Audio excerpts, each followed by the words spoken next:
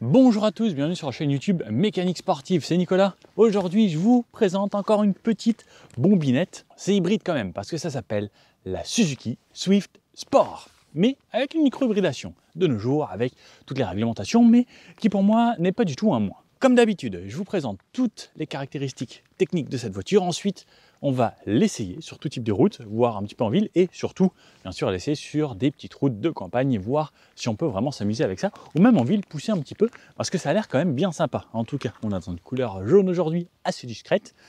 On va passer discrètement partout, je pense. Bon alors, cette Swift Sport, nouveau modèle, avec une micro-hybridation. On a le 4 cylindres 1,4 litre, 129 chevaux, 235 Nm, disponible à partir de 2000 tours minute. Ça, c'est déjà très important d'avoir du couple bas dans les tours grâce au turbo. Également, on a un moteur électrique avec une micro-hybridation 48 volts qui va donner un petit peu de puissance et un petit peu de couple supplémentaire à cette voiture lorsqu'elle va en avoir besoin, lors des grosses accélérations ou du démarrage. Ça va aider également dans les consommations. On verra que niveau conso, c'est vraiment très raisonnable. Moi j'en suis à peu près, alors j'ai déjà fait pas mal de tours avec et autres, à 5,5 litres en ayant poussé, alors pas tout le temps mais quelques fois en ayant roulé aux limitations, 5,5 litres de moyenne, c'est quand même plutôt sympa pour une voiture qui se veut un petit peu sportive, avec ce genre de look, et une consommation raisonnable puisque c'est une essence et ce n'est pas une vraie hybride, c'est juste une micro-hybride. Au niveau de la vitesse maximum, elle est donnée pour 210 km/h, un 0 à 100 annoncé en 9 secondes 1, on verra, je vais vous faire un petit 0 à 100 également comme d'habitude. On a une voiture qui fait 3,89 m de long, 1,73 m de large sur 1,50 m de haut. Donc un petit gabarit compact, une sorte de petite citadine, très sympa. Elle existe également dans des motorisations plus simples, bien sûr. Et celle-ci est à partir de 23 250 €. On peut juste avoir une petite option de peinture, sinon quasiment tout est inclus à l'intérieur. Donc c'est entre 3 et 4 000 € de plus qu'une Swift standard. Donc pourquoi pas, parce que là on a quand même quelque chose d'atypique et quelque chose qui tiendra bien mieux la cote qu'une Swift de base. L'avantage de cette petite voiture, c'est petit moteur, mais c'est également un poids très contenu. À peine 1000 kg sur la balance, 1 tonne, c'est très léger. Donc lorsqu'on a un poids léger, on n'a pas besoin de beaucoup de puissance pour pouvoir s'amuser. Donc c'est ce qu'on va voir.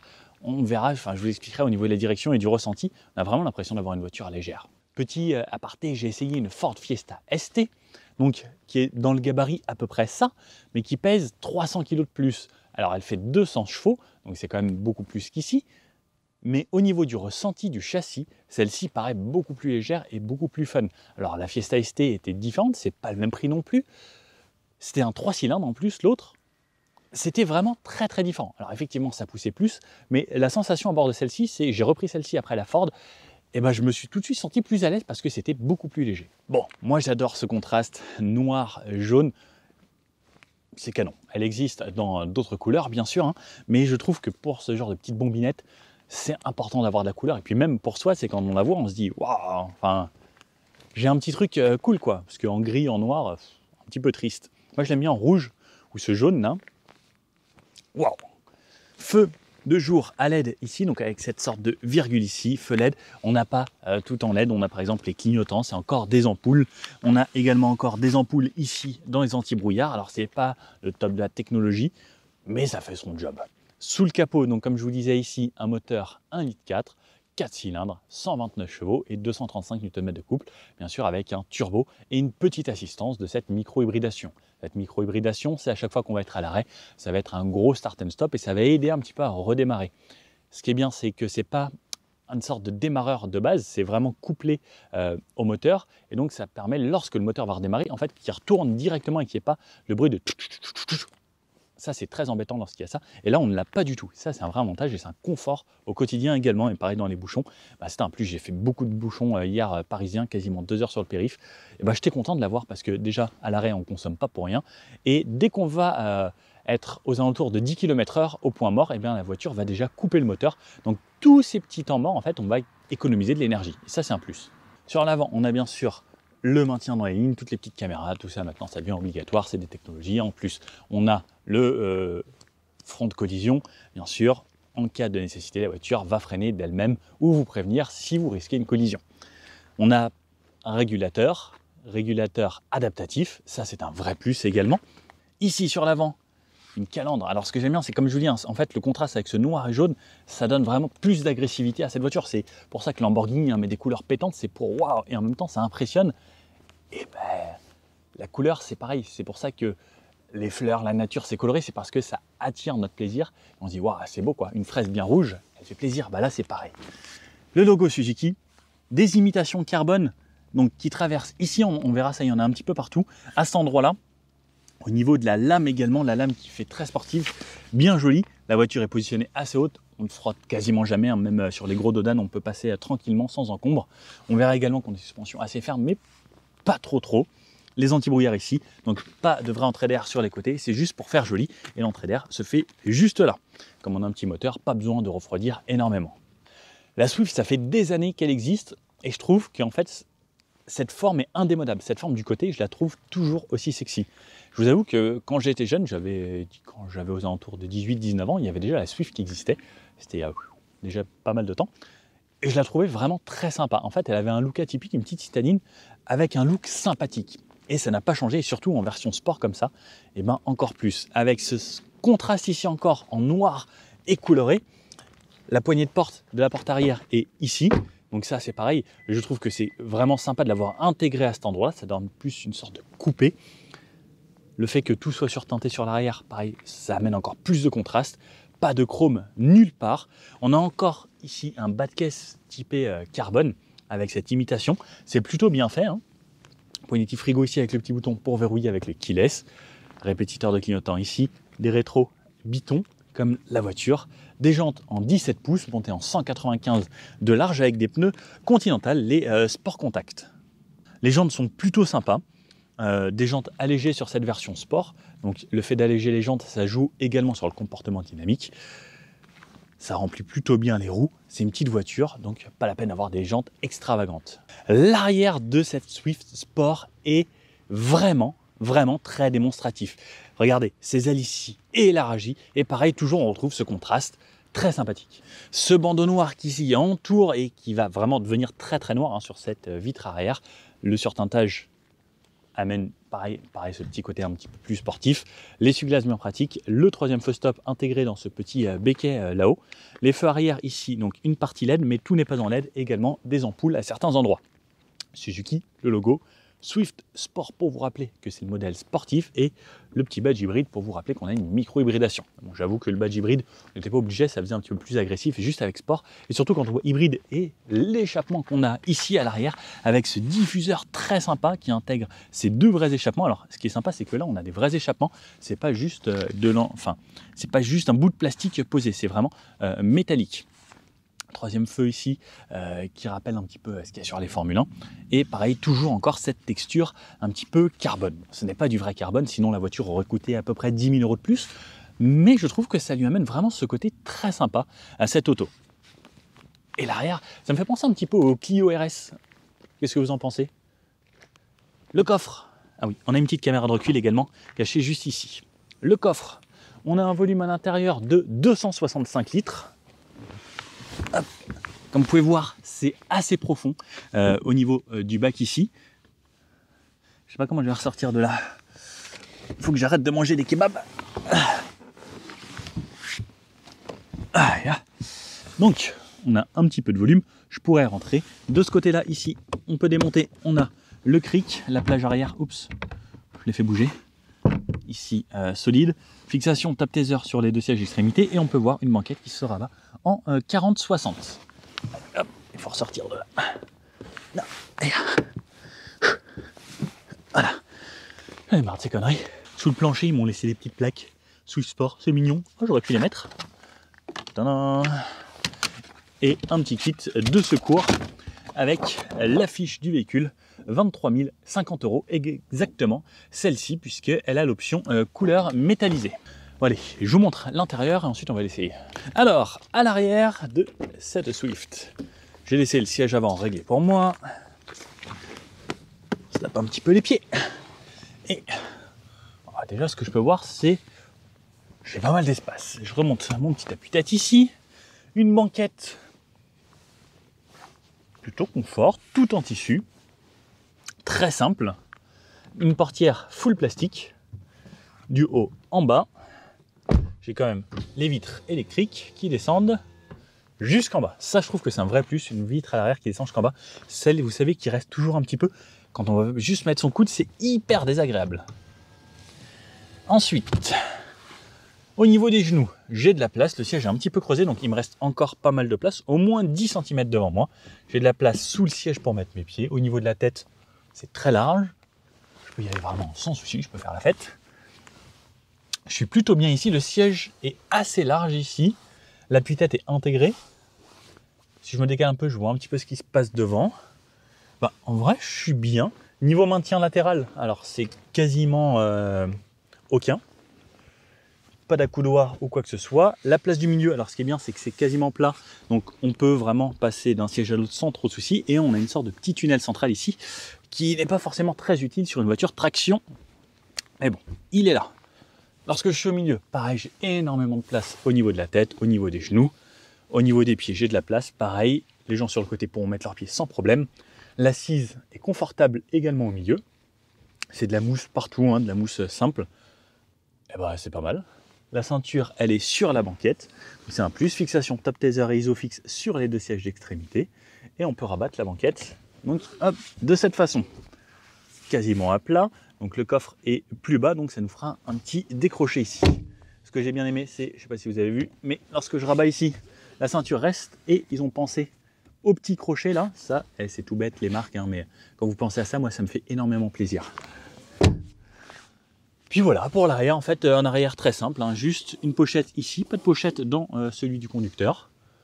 Ça, je ne sais pas pourquoi. Des poignées là-haut pour vous tenir si le conducteur est un jeune fougueux. Et on va aller voir devant si c'est fougueux. Alors, sur l'avant, donc ces poignées, petit frigo, le petit bouton pour verrouiller ou déverrouiller. Une portière, quasiment tout en plastique également, sur toute cette partie. Un peu de tissu ici et des petits inserts comme ça. Alors ça, j'adore les dégradés de couleurs. Allez, ça va du rouge au noir, c'est très joli. Ici, on a l'ouverture des fenêtres, le verrouillage et les rétroviseurs. Pareil, on peut rabattre ces rétros à ce moment-là. Ensuite, le siège qu'on a ici, des sièges sport sur cette version. Plutôt sympathique avec un très bon maintien. Pareil, tout en tissu. C'est des sièges qui sont un petit peu baquets, ultra agréables, positionnés assez haut comme vous pouvez le voir par rapport au plancher. Donc on voit qu'on est assis assez haut. Pourtant, là, ils sont positionnés en bas. Si vous cherchez comment mettre de l'essence, c'est ici la trappe et on mettra 37 litres d'essence dans cette voiture. Donc ici, on a toujours comme d'hab nos pressions et autres. Les sièges sont quand même bien mignons. Le pédalier ressemble à ça, pédalier en alu pour un petit peu de sportivité, de couvrir le capot, un bon repose-pied sur le côté, les petits tapis Swift et je vous emmène à l'intérieur. Hop.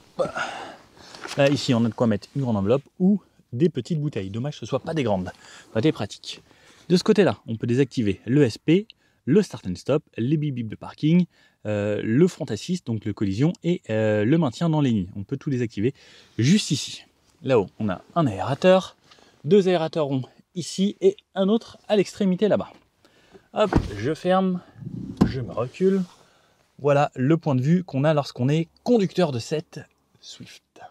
Un volant quasiment rond, toujours un petit méplat. Ça se fait de plus en plus sur les voitures. Alors moi, ça ne me gêne pas quand il y a un seul méplat en bas. Moi, ça permet d'avoir des bons repères, mais quand le volant est bien rond, je trouve qu'en conduite sportive, c'est plus agréable. Mais c'est vrai que pour faciliter l'entrée dans la voiture, un petit méplat, c'est un petit plus parce qu'on gagne quelques centimètres juste ici. Je vais vous la démarrer. Donc, hop, pied sur le frein, embrayage. Hop, on démarre. le petit logo Suzuki de ce côté. Et on peut voir qu'on a encore des vrais compteurs à aiguille sur les extrémités et un écran au milieu. L'écran au milieu, on peut voir engine, c'est le moteur. Oula, on se calme la radio. Le moteur ici, un moteur électrique supplémentaire et un niveau de batterie juste ici. On va récupérer de l'énergie quand on va freiner et qu'on va rouler. Et il va pouvoir nous aider à alimenter le moteur et donner un petit peu de couple en plus. Le compte tour ici, jusqu'à un petit peu plus de 6000 tours, la zone rouge, jusqu'à 260 ici, mais elle monte que jusqu'à 210. Le plein d'essence et la température. On peut changer les infos qu'on a au milieu également. On peut avoir la vitesse en digital, rien. Les consommations, 5,8 litres comme on peut voir, là c'est vraiment pas mal sur les derniers kilomètres. Les consommations, ça c'est depuis que j'ai roulé, les 2 dernières heures. La start and stop, il a fonctionné pendant 22 minutes et j'ai économisé 165 millilitres de carburant. Bon, c'est toujours ça. L'heure, le motion, front, la puissance du couple et la puissance et l'accélération, si j'appuie sur l'accélérateur, ou les freins, et ça va me donner ici combien j'appuie. Si j'appuie doucement, ça fait une petite barre. Si j'appuie fort, ça va faire les barres jusqu'en bout. Plutôt sympa, c'est des petites infos en plus, et ça c'est le boost du turbo. Alors, il faut le mettre en charge vraiment, mais on peut voir la pression ici qu'on va avoir, et pareil à cet endroit-là. C'est des petites infos supplémentaires que j'aime bien. Donc on règle avec ce bouton info. Ici, on va pouvoir changer de mode de radio, changer de radio, le volume. À droite, c'est le régulateur. Et comme on peut le voir, comme on a la petite voiture avec les petits traits, on a un régulateur adaptatif. Ça, c'est un vrai plus. Désactiver le maintien dans la ligne ici et les touches téléphone de ce côté-là. Clignotant et feu à cet endroit-là. On a un mode feu automatique qui est un vrai plus également. Et de ce côté-là, on a les essuie-glaces. Ensuite, un tableau de bord. Full plastique partout. Du plastique assez simple. Pareil, on reprend de ce côté-là le dégradé rouge et noir, très sympa, et qu'on retrouve dans l'autre portière à cet endroit-là également. Sympa, même si on a la voiture en rouge, ça aurait pu être un plus, ou pourquoi pas l'avoir en jaune, ça aurait pu être sympa. Jaune et noir. Ici, un écran où on va pouvoir avoir le CarPlay également, donc le CarPlay avec le fil. Le volume de la radio, il est juste ici en tactile. Alors, je vous avoue que ça, j'aurais aimé avoir une touche physique. Une touche Home qui nous amène au Home, une commande vocale, des réglages ici. Donc voilà, on voit que c'est quelque chose de très simple, mais il y a tout ce dont on a besoin. Et puis, moi, il y a le CarPlay et l'Android Auto. Ça me va parfaitement. Juste en dessous, ici, on peut retrouver... alors, je ne sais plus comment ça marche. Non, c'est pas auto que je veux. Mode température. Je modifie ici 21 degrés. Ici, je modifie la puissance. C'est hyper réactif ça par contre.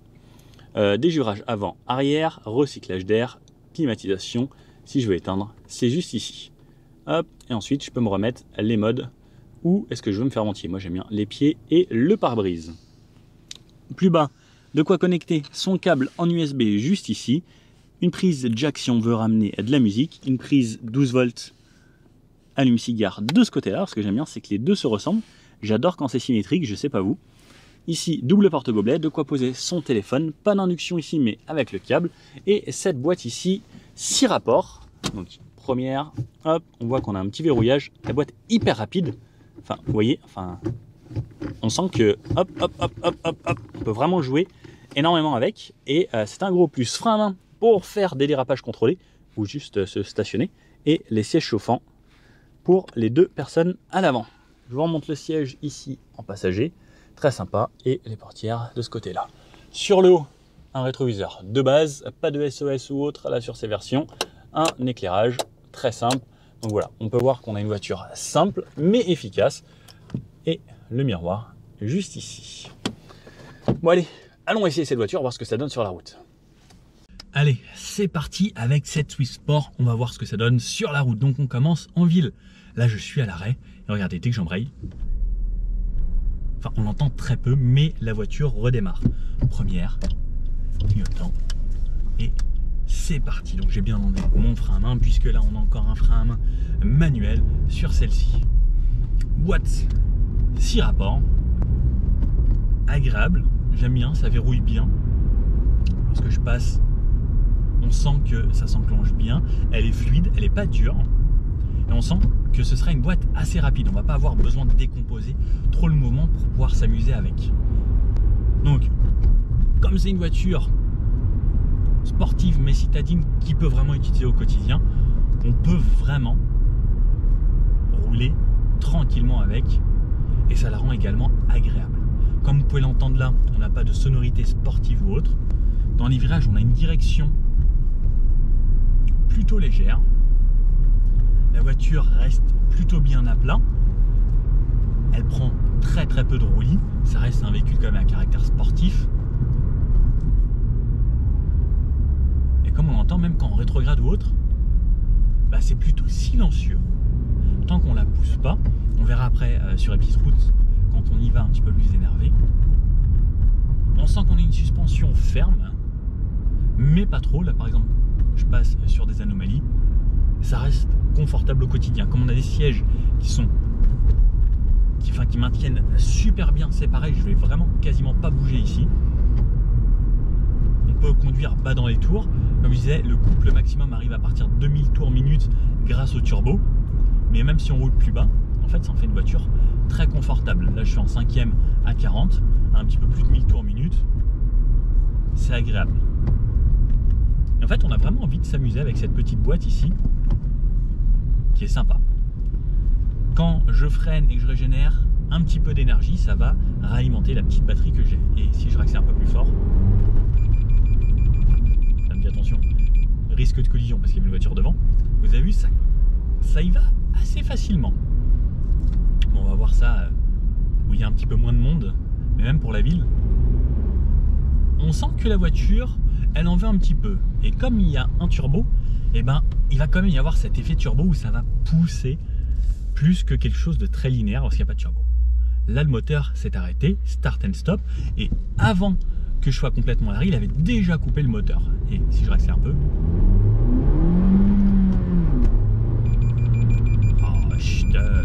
l'avertissement de collision. Donc ça, je peux le désactiver également.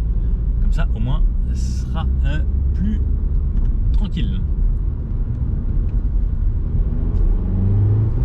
Ça pousse plutôt bien. Ça relance généreusement. Il faut être au-dessus de 2000 tours et laisser le temps au turbo de charger. En dessous, il n'y a pas grand-chose. Mais comme c'est une voiture assez légère, eh ben, ça peut s'extirper assez facilement d'une situation où on a besoin de réaccélérer.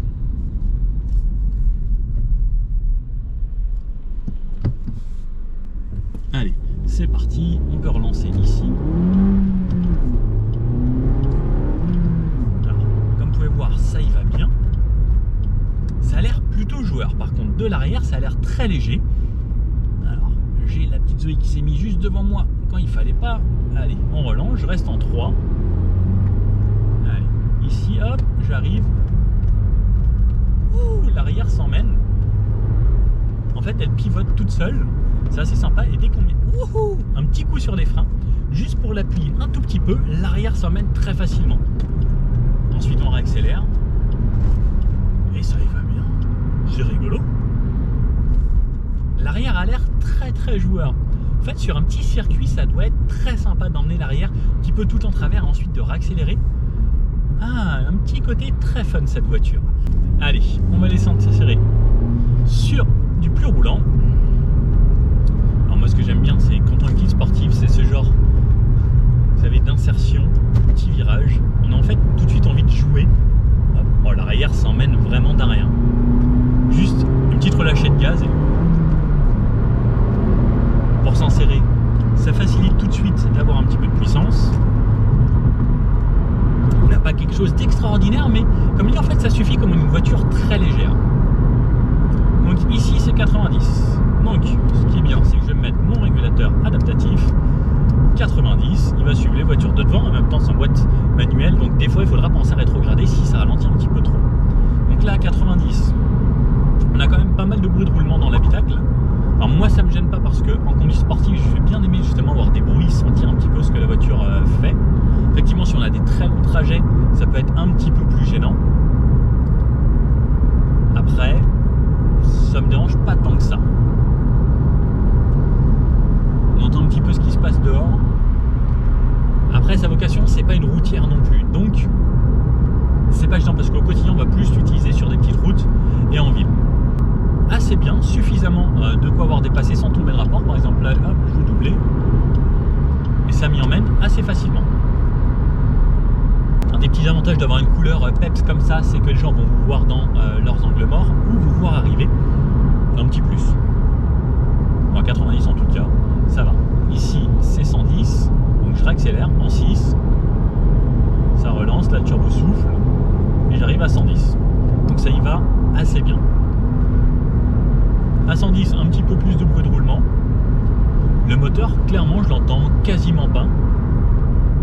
Il est très discret, je suis à 2250 tours à peu près, en étant à un petit peu plus de 100. Alors je te passe en 10 pile poil là parce que devant ça ralentit. À 110, je suis à 2500 tours en 6e. Hop, allez, on va se remettre par là. Sur des longues courbes, ça y va tout seul.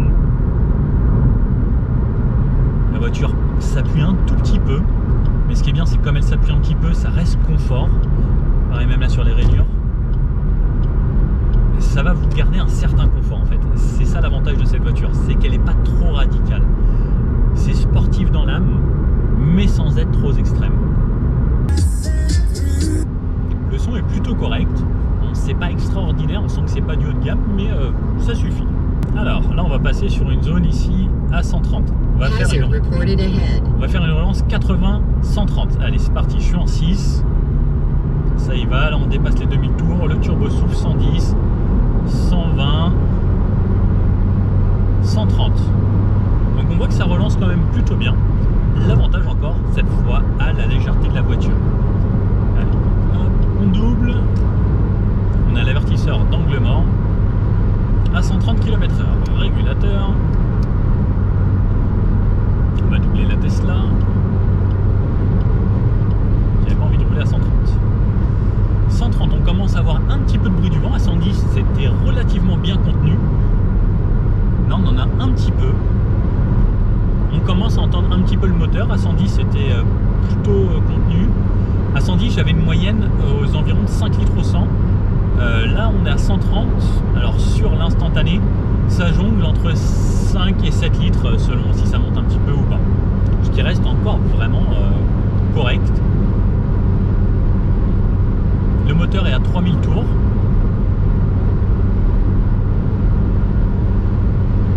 Et après, dans tous les cas, vous savez, on s'y fait. Hein, quand on prend la route comme ça, on fait de l'autoroute, petit à petit, le bruit, on commence à s'y habituer et ça s'atténue petit à petit parce que notre oreille s'y fait.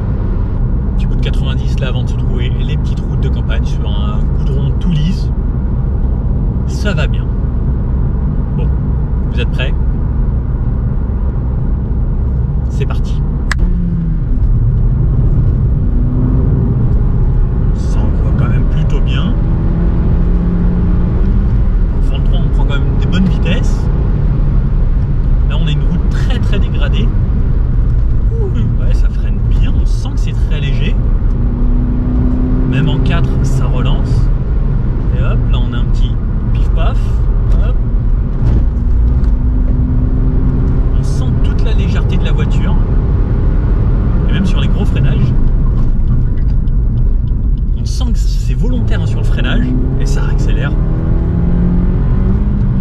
En haut dans les tours, ça s'essouffle un peu. En fait, on va surtout jouer avec le couple. C'est très agréable. Et pour ce genre de route, justement, il ne faut pas de suspension trop ferme parce que justement, ça va amortir plus les défauts et ça va gommer un petit peu et ça fera que ce sera plus confortable. Elle s'envoie bien. Alors, on est un petit peu au-dessus de la limitation, mais puis même sur ce genre de route, ça freine bien. Et justement, le fait que la suspension ne soit pas trop ferme, ça va pas sautiller et ça va mieux amortir les chocs et pouvoir avoir un freinage plus consistant. Et pareil, au niveau de l'accélération, ça évitera que ça sautille de trop, mais franchement, c'est très très sympa. Comme si c'est pas extrême. Et pour se faire la main, quelqu'un qui va apprendre à piloter un petit peu, il peut déjà largement se faire plaisir avec ça. Carrément, largement se faire plaisir. Allez, ma petite route privée, il n'y a personne. Première, on va se tester un 0 à 100. Sans faire trop patiner. Et on y va. 80, 90, 100.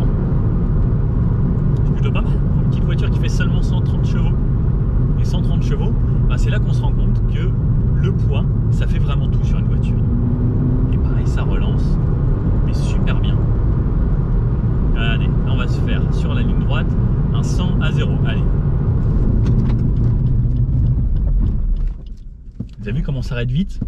Bah ça, également, c'est grâce au poids très contenu de cette voiture. On n'a pas les pneus les plus sportifs qui existent, on a quand même des bons pneus, mais poids plus bons pneus, on n'a pas besoin d'avoir de gros freins. Vous avez vu, c'est des petits disques qui sont sur la voiture. Que demande le peuple?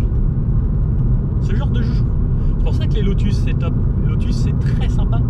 Il y a des Lotus qui font un petit peu moins de 1000 kg, qui font seulement 130, 140, 160 chevaux, et qui sont des machines radicales. Et on va sur circuit avec. Une Caterham, par exemple. C'est ça le but d'une Caterham. Il y a des Caterham qui font 80 chevaux, avec lesquels on s'éclate parce que ça fait que 500 kg. Rapport poids-puissance et rapport poids-plaisir. Moi, je l'appellerais ça comme ça.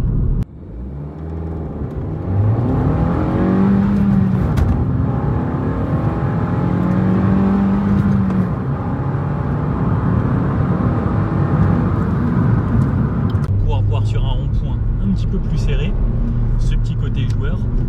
Alors pour le talon de pointe, c'est pas hyper pratique avec les grands pieds, ça tient plutôt bien.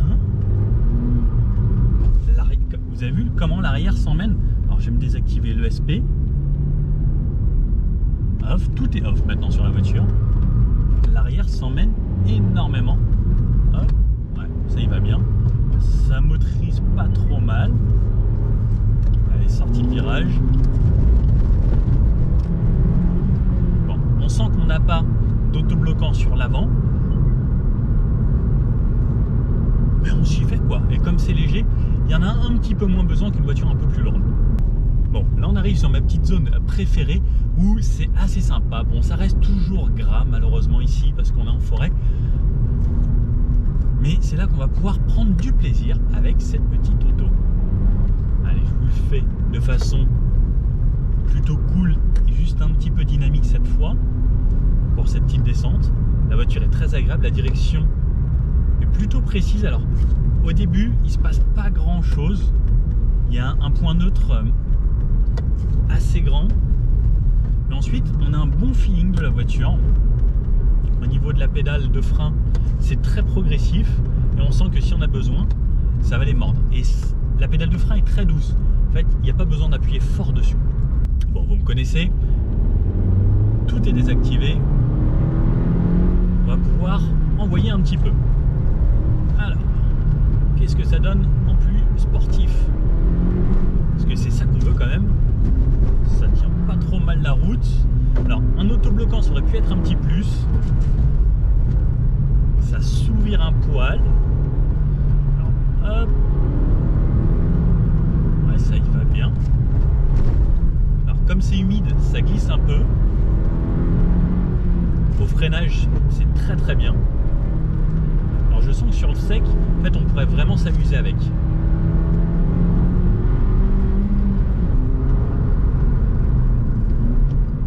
Je peux essayer de faire des petits points de pointe, mais c'est pas l'idéal de pédalier. Au freinage, c'est top. Sur la réaccélération, alors on patine un petit peu, mais ensuite à plus haute vitesse sur les longues courbes, je pense que c'est très agréable, ça se conduit super bien et ça envoie plutôt pas mal. Là, soleil, il n'y a plus grand chose, et dès que c'est plus sec, on sent que ça tient bien la route et ça en fait une très bonne auto au final. Ce petit reproche que je pourrais faire, ouais, c'est peut-être pour le talon de pointe, c'est pas hyper pratique. Et deuxième chose, c'est, vous pouvez l'entendre, il se passe pas grand chose. Bon, par contre, ce qui est sympa, c'est qu'on a ce petit frein à main et pour se faire les demi-tours, c'est plus pratique. Ça, j'adore. Bon, la voiture, elle aime pas trop. Allez, et sur la redescente.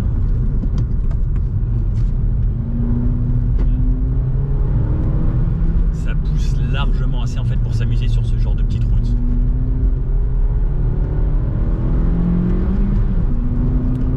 On n'emmène pas forcément jusqu'au rupteur parce que juste en haut il n'y a plus grand chose. En fait, on va vraiment profiter du couple avec cette voiture. Et c'est pareil, même de rester en 3 ici, c'est largement suffisant. Puisqu'en fait, dès qu'on dépasse les 1000 tours, ça relance vraiment bien. Et là, hop, et ça y va, ça l'emmène.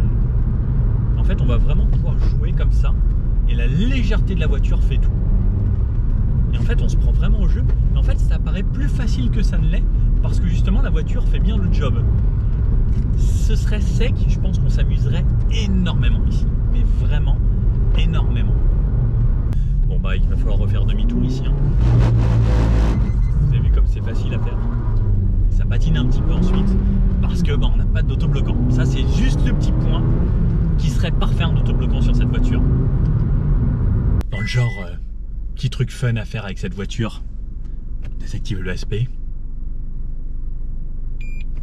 on passe la marche arrière et on se fait vous savez, ce genre de demi-tour. J'adore ce genre de petite voiture pour ça, parce que on peut vraiment se faire plaisir et s'amuser. Tuto, marche arrière, gaz, on braque, on accélère et on repasse la première. Ah, c'est tout con, non? Et demi-tour, frein de main, il suffit de réaccélérer. Est-ce que vous voulez des tutos cascade? Ce serait marrant ça, non? Bon alors, qu'est-ce que vous en pensez de cette petite Suzuki Swift Sport? Personnellement, moi j'ai bien aimé. J'aime bien le look atypique, j'aime bien ce petit look sexy de voiture un peu sportive et surtout avec tous ces petits rappels un peu sympas. La carrosserie, les éléments, les bas de caisse, ces imitations carbone, les sièges vraiment sport. Le plaisir de conduite, cette voiture légère en même temps qui ne consomme pas trop, la petite hybridation qui pour moi est un plus au quotidien. Après, ça manque peut-être un petit peu de chevaux pour que ce soit vraiment une sportive, mais c'est un petit peu la philosophie des petites GTI qu'il y avait à l'époque, les 205 GTI, tout ça. Bah, c'est ce qu'on retrouve là. Hein. À l'époque, c'était ça. C'était 130 chevaux, une 205 GTI. Donc, c'est pas déconnant. Une MX5, pareil. Les MX5, ça fait 1 tonne environ et c'est à peu près 130 chevaux. Donc, en vrai, du plaisir à prendre avec une traction. C'est différent d'une propulsion, mais j'aime bien en fait toute cette philosophie. La légèreté avec un petit peu de chevaux, ça mène quelque chose de plaisant sans que ce soit trop cher. Alors c'est pareil, au niveau du prix, 23 000 €, c'est accessible, il n'y a pas de malus. C'est vignette 1, c'est critère 1. Des pneus qui coûtent pas trop cher, du 17 pouces en 205, c'est hyper accessible. On n'use pas les freins, on n'use pas les pneus. En vrai, c'est une voiture plutôt économique et plaisir à la fois. Il lui manquerait peut-être un petit peu de sonorité, mais j'en ai déjà vu plein des Swift Sport dans la rue. Et je sais que beaucoup de gens aiment mettre des petites lignes d'échappement et c'est vrai que c'est un petit plus parce que ça manque d'un petit poil de plaisir quand même. Sinon, c'était plutôt agréable que ça reprenne assez bas dans les tours. À partir de demi-tour, on a quand même beaucoup de couple et ça monte. Voilà, moi j'aime bien en vrai. Hein. Qu'est-ce que vous en pensez? N'hésitez pas à me dire, est-ce que vous prendriez ça ou plutôt autre chose? Dans ce budget-là, bien sûr. Hein.